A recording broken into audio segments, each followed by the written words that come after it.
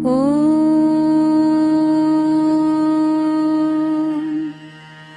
अस्य श्रीविघ्ननाशकस्तोत्र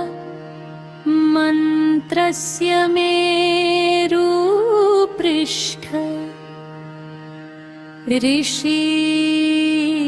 ऋषिसुतलं छन्दः कूर्मो देवता मम सकलविघ्नविध्वंसने सकलकार्यसिद्ध्यर्थे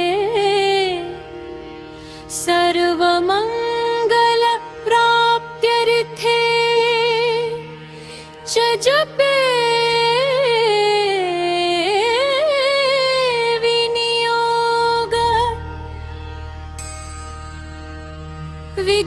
विघ्नेश्वराय वरदाय सुरप्रियाय लम्बोदराय सकलाय जगदद्धेताय नागाननाय श्रुतियज्ञविभूषिताय गौरीसुताय गणनाथ नमो नमस्ते भक्तार्तिनाशनपराय सर्वेश्वराय शुभदाय सुरेश्वराय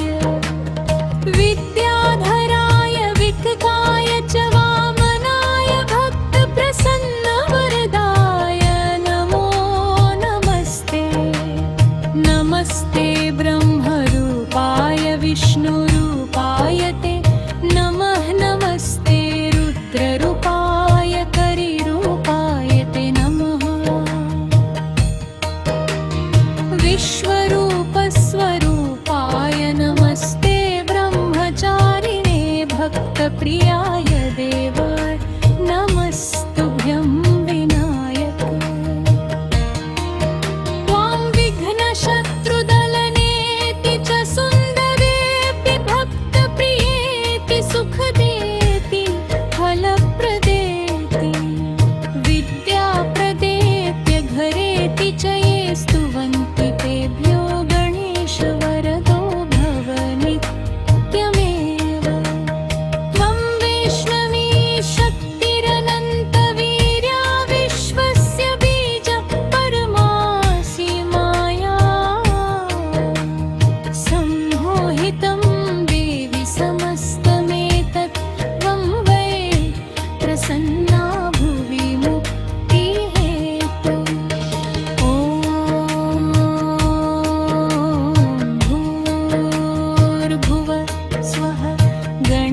गणेशाम्बिकाभ्यां नमो